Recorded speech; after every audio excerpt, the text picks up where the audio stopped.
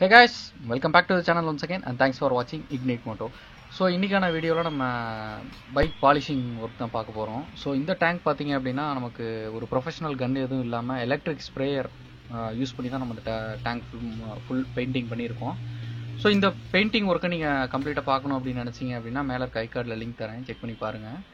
So இந்த complete polishing ஒர்க்குமே நமக்கு step by ஸ்டெப்பாக நான் டீட்டெயில்டாக கொடுத்துருக்கேன். ஸோ வீடியோவை ஸ்கிப் பண்ணாமல் பாருங்கள். Let's get into the video.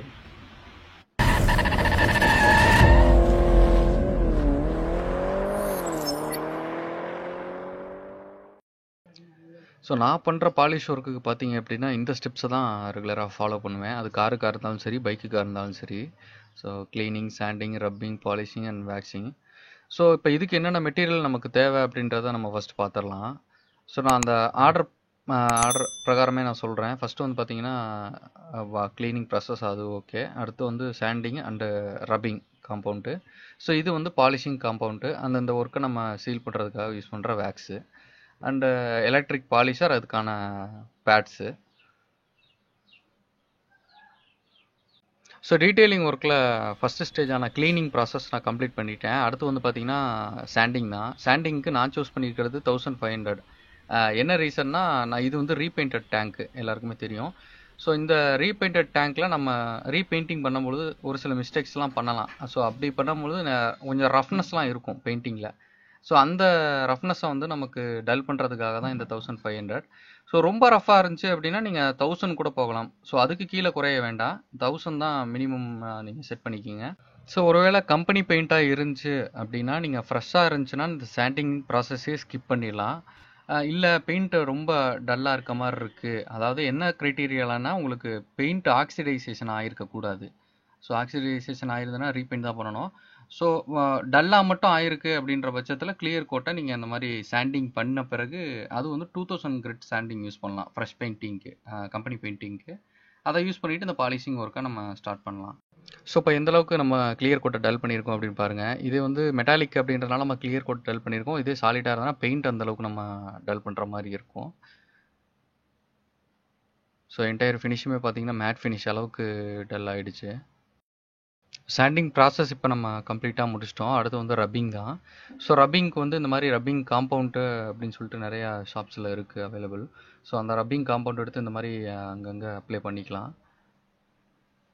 So அதை கம்ப்ளீட்டாக டேங்க் முழுக்க அப்ளை பண்ணியாச்சு. ஸோ மிஷின் வந்து பார்த்தீங்க அப்படின்னா ஸ்டார்டிங்கில் வந்து உங்களுக்கு லோயர் ஆர்பிஎம்லேருந்து ரன் பண்ணுங்கள். ஸோ எடுத்தோடனே நீங்கள் அதிகமாக வச்சிங்க அப்படின்னா நம்ம காம்பவுண்ட் எல்லாமே வெளியே செதற ஆரம்பிச்சிடும்.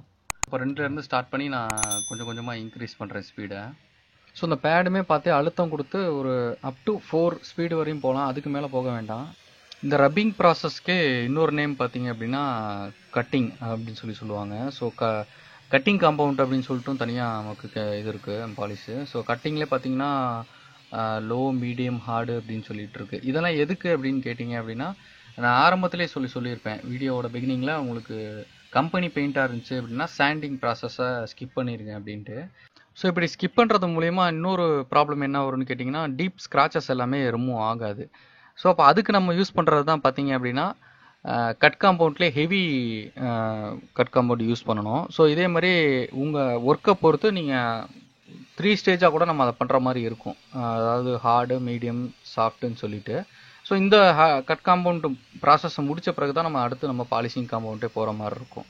ஸோ இதை இப்போ நம்ம எப்படி அண்டர்ஸ்டாண்ட் பண்ணிக்கலாம் அப்படின்னா, சாண்டிங் ப்ராசஸ் தான், பட் ஆனால் ரொம்ப மைல்டாக நம்ம பண்ணணும் அந்த சாண்டிங் ப்ராசஸ்ஸே அப்படின்றதுக்காக தான் நம்ம கட் காம்பவுண்ட் யூஸ் பண்ணுறோம். அதை கட்டோ இல்லை ரப்பிங் காம்பவுண்டோ நம்ம யூஸ் பண்ணுறோம். ரெண்டுமே வந்து பார்த்தீங்க அப்படின்னா சேம் தான். ஸோ ரெண்டும் சேம் அப்படின்றதுனால நமக்கு சாண்டிங் ப்ராசஸோடு நிப்பாட்டிடக்கூடாது. ஸோ அடுத்து வந்து பார்த்தீங்க அப்படின்னா கண்டிப்பாக ரப்பிங் பாலிஷ் பண்ணியே தான் ஆகணும். ஸோ இந்த ரப்பிங் பாலிஷ் பண்ணுறது மூலிமா பார்த்தீங்க அப்படின்னா எந்த அளவுக்கு ஃபினிஷிங் இருக்குது அப்படின்றத பாருங்கள். இது 2 வேலையை பண்ணும் ஆக்சுவலி. ரப்பிங் பாலிஷ் வந்து 2, அதாவது டீப் ஸ்க்ராட்ச் எதாவது இருந்தால் ரிமூவ் பண்ணும், அதே மாதிரி பெயிண்ட் ரொம்ப டல்லாக இருந்தாலும் ஓரளவு பாலிஷ் ஆகும், பார்த்தீங்க அப்படின்னா தெரியும்.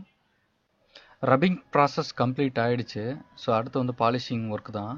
ஸோ இதுக்கு வந்து பார்த்தீங்க அப்படின்னா நான் பேடு சேஞ்ச் பண்ணுறேன், அதாவது சாஃப்ட்டு ஸ்பாஞ்ச் பேடு யூஸ் பண்ணுறேன். அதுலேயும் பார்த்தீங்க அப்படின்னா பாலிஷிங் காம்பவுண்டு கரெக்டாக பார்த்து சூஸ் பண்ணுங்கள். ஸோ அந்த பாக்ஸ்லேயே மென்ஷன் பண்ணியிருப்பாங்க ஹேண்ட் அண்ட் மெஷின் யூஸ் அப்படின்னு சொல்லிட்டு. இது ரெண்டுமே இருக்கிற மாதிரி சூஸ் பண்ணிட்டாலும் பரவாயில்ல. நீங்கள் மெஷினுக்காக யூஸ் பண்ணுறீங்க அப்படின்னா மெஷின் யூஸ்னு அதிலே மென்ஷன் பண்ணியிருப்பாங்க.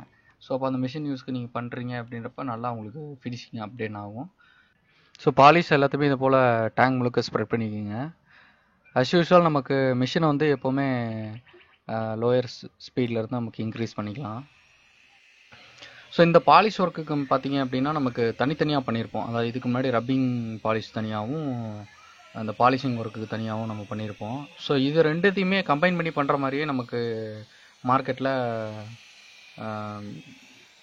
பாலிஷஸ்லாம் இருக்குது, அவைலபிள் இருக்குது. ஸோ அதெல்லாம் பார்த்தீங்கன்னா இந்த ஒன் ஸ்டெப் பாலிஷ் இந்த மாதிரி வரும்.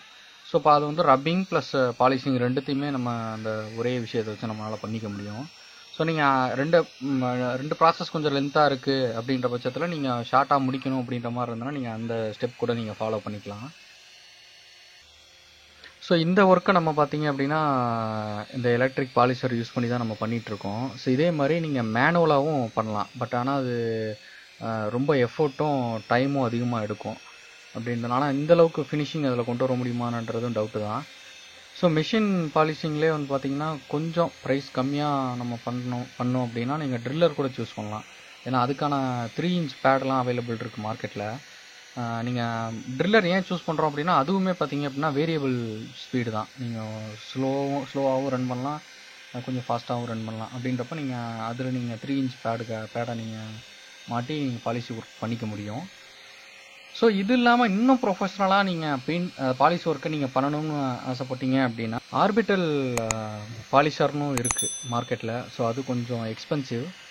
ஸோ நீங்கள் ப்ரொஃபஷ்னலாக பண்ணணும் அப்படின்ற மாதிரி இருந்துச்சு அப்படின்னா நீங்கள் ஆர்பிட்டல் பாலிஷர் கூட நீங்கள் யூஸ் பண்ணலாம். இந்த பாலிஷிங் ஒர்க் பார்த்தீங்க அப்படின்னா காருக்காக இருக்கட்டும் பைக்குக்காக இருக்கட்டும் ரெண்டுமே மோரார்லெஸ் சேம் தான். மெட்டீரியல் கூட சேம் தான் வரும். ஸோ இந்த பேடு மட்டும் நீங்கள் பார்த்தீங்க அப்படின்னா பைக்குக்கு சின்ன பேடாக யூஸ் பண்ணுங்கள். ஸோ இப்போ பார்த்தீங்க அப்படின்னாவே தெரியும் பேடு டேமேஜ் ஆகிடுச்சு. அதனால தான் இப்போ நான் வூல் பேடே யூஸ் பண்ணி பாலிஷிங் ஒர்க் பண்ணுறேன். உங்களுக்கு ரெண்டுத்தையுமே காட்டின மாதிரி இருக்கும் அப்படின்றதுனாலையும் சரி. ஸோ ஆல்ரெடி அது டேமேஜ் ஆகி தான் இருந்துச்சு. ரொம்ப டேமேஜ் ஆனதுனால நம்ம அந்த வூல் பேடே யூஸ் பண்ணி பாலிஷிங் பண்ணலாம். ஸோ இது ரெண்டுமே நம்மளால் பண்ண முடியும், பாலிஷிங் ஒர்க்குக்கு பண்ண முடியும். பட் ப்ரொஃபஷ்னலாக பார்க்கும்பொழுது ஸ்பாஞ்ச் பெட்டர் பாலிஷிங்காக. ஸோ இப்போ பாருங்கள், திரும்பி நான் பாலிஷ் அப்ளை பண்ணிட்டு தான் இந்த ஒர்க்கை ஸ்டார்ட் பண்ணுறேன். ஸோ பாலிஷிங் ஒர்க்கை பொறுத்த வரைக்கும் நீங்கள் அதிக டைம் எடுக்கும். நீங்கள் இந்த ஃபினிஷிங் கிடைக்கிறதுக்கு கொஞ்சம் டைம் எடுக்கும். நீங்கள் அந்தளவுக்கு வெயிட் பண்ணணும். ஸோ நான் பிகினராக இருக்கும்பொழுது பார்த்தீங்க அப்படின்னா ஃபஸ்ட்டு நான் இந்த பாலிஷிங் பண்ணிட்டு ரொம்பவே டிசப்பாயிண்ட் ஆகிட்டேன். பாலிஷே ஆகலை சொல்லப்போனால். ஸோ நான் அப்புறமே தான் தெரிஞ்சது நம்ம அதிகமாக டைம் எடுக்கும் இந்த விஷயம் பாலிஷிங்க்கு அப்படின்ற மாதிரி. ஸோ அதன் பிறகு நமக்கு ரெகுலராக அப்படி ரொட்டீனாக ஒர்க்கு பண்ண உங்களுக்கு எந்தெந்த இடத்துல எப்படி நம்ம இப்போ ஸ்பீடை குறைக்கணும் கூட்டணும் அப்படின்றதெல்லாம் நமக்கு தெரிஞ்சுக்க முடியும். இப்போ பாருங்கள், கம்ப்ளீட்டாக இதே போல் எல்லா இடத்துக்குமே நம்ம பாலிஷ் பண்ணணும். இந்த கிளாஸினஸ் உங்களுக்கு பத்தலை அப்படின்னு தோணுச்சு அப்படின்னா நீங்கள் ரிப்பீட்டடாக அந்த ப்ராசஸை நீங்கள் 2-3 டைம்ஸ் கூட நீங்கள் பண்ணுற மாதிரி இருக்கும். இப்போ பார்த்தீங்க அப்படின்னா தெரியும் எந்தளவுக்கு ஃபைனல் லுக் அவுட்புட் வந்திருக்கு அப்படின்ட்டு. ஸோ ஆரம்பத்தில் பார்த்தப்ப தெரியும் குட்டி குட்டியாக சின்ன சின்ன புள்ளிகள் மாதிரி இருக்கும். நீங்கள் ஃபஸ்ட்டே பார்த்துருந்தீங்க, டீப்பாக பார்த்துருந்தீங்கன்னா தெரியும். பட் அதில் எதுவுமே இல்லை பாருங்கள் இதில்.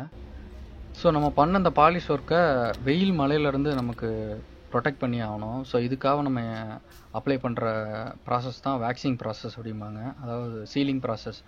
ஸோ இப்போ இதுக்கு வந்து நான் யூஸ் பண்ணுறது பார்த்தீங்க அப்படின்னா வேக்ஸ் தான் யூஸ் பண்ணுறேன்.